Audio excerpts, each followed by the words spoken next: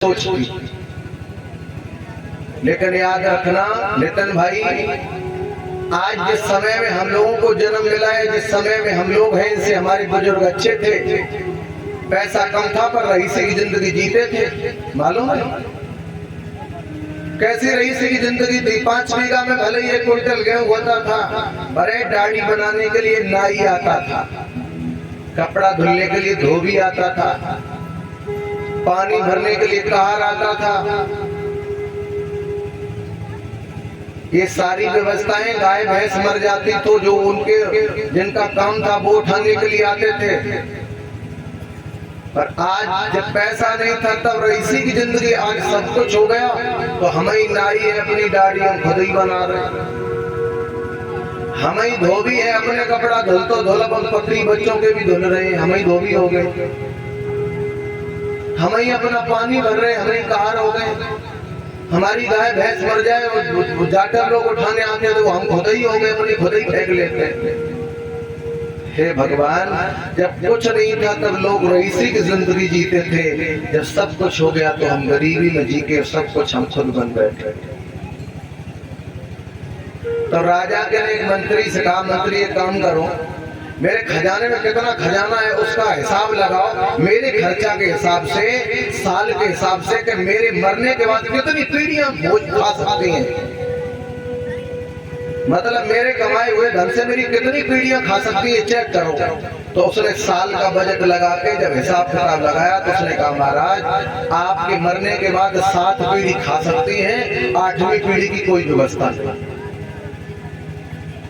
जैसे ही कहा कि मरने के बाद 7 पीढ़ी खा सकती है, 8वीं पीढ़ी की कोई व्यवस्था नहीं, राजा की बुद्धि खराब हो गई। बताओ, इतना कमाया, मेरे मरने के बाद मेरी 8वीं पीढ़ी क्या खाएगी?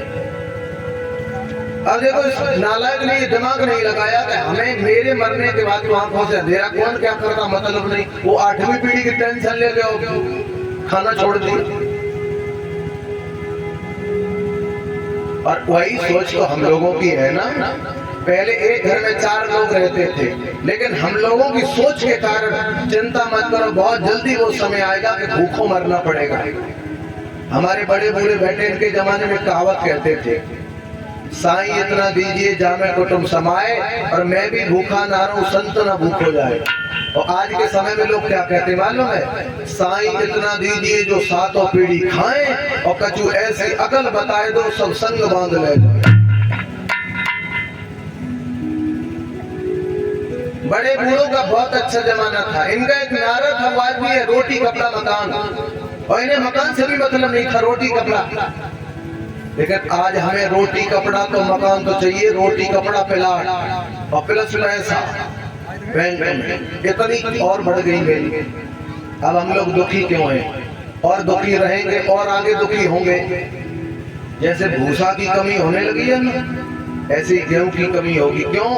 हमने नितिन भाई देखा, जहां से हम चल के आए और जहां जाते हैं हर रोड पे प्लाटिंग हो रही है, चाहे वो गांव की कच्ची रोड हो चाहे पक्की हो। सब दुनिया में जब प्लाट होंगे तो खाओगे क्या फिर? प्लाट।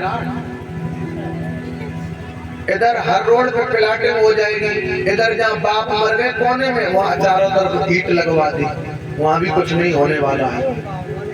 इधर जमीन शमशान घाट पक्का करो, इधर प्लाट में नींव भर के जगह पक्की करो, खाने के लिए जगह बचेगी नहीं, भूखों मरना पड़ेगा सोच के कारण। बड़े बड़ों को ये इतनी टेंशन नहीं थी, दुनियादारी कुछ नहीं, बड़े फ्री जीते थे। और जब फ्री व्यक्ति जीते थे लंबे छोड़े भी बहुत ज्यादा होते थे, क्योंकि पूरा पूरा दूध और चने की रोटी खाने को मिलती थी। अब तो चने होते ही नहीं, रोटी तो भगवान कैसे मिले? परिवर्तन होता चला गया तो राजा की बुद्धि खराब। भगवान ने देखा राजा न मर जाए, प्रजा का भरण पोषण कैसे होगा, वैसे तो ठीक ठाक है राजा। तो भगवान ने क्या किया, साधु का रूप लिया, संत का रूप लिया भगवान ने, और अपने साथ और कुछ लोग ले लिए, ले करके दीन दुखी लोग, गरीब लोग, झोपड़ी वाले राजा के गांव में पहुंचे। भाई गांव में गरीब लोग रहते थे तो राजा के पास सूचना कर दी कि कोई संत जी आए हैं और कुछ और गरीब है उनके साथ में 2 झोपड़ी में हैं, भोजन की व्यवस्था कराई जाए। तो राजा ने अपने यहाँ भोजन बनाए। अच्छा, बड़े लोगों के यहाँ भोजन और थोड़े देर में बनता है, कहो तो दिन में एक ही बार हो पाए, दिन में एक ही बार भोजन हो पाए।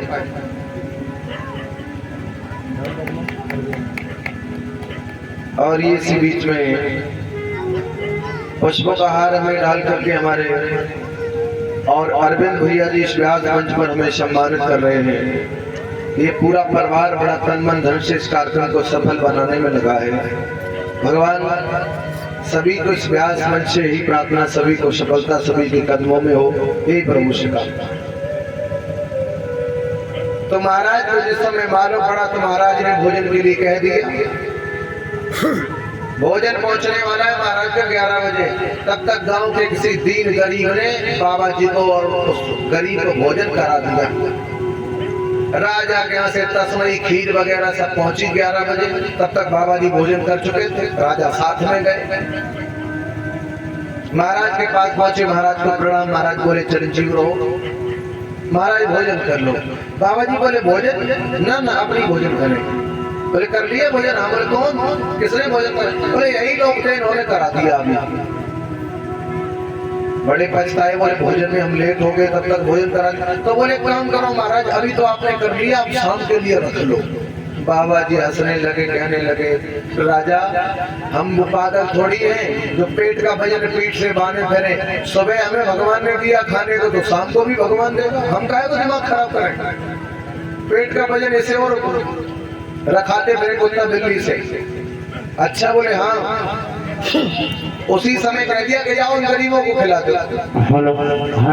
उन गरीबों के पास जैसे पहुंचे उनसे कहा काम करो आप लोग भोजन करो। झोपड़ी वाले गरीब बोले महाराज अभी तो भोजन हम कर चुके हैं। बोले अभी कर चुके तो शाम के लिए रख लो। देखो जिनके पास सुबह खाने के बाद शाम की व्यवस्था नहीं, पर वो पेट का भोजन पीठ से नहीं बांध रहे। बोले नहीं नहीं महाराज क्षमा करो, भोजन आप अपना ले जाओ, और हम सुबह हमें भगवान ने दिया है तो शाम को भी भगवान दे।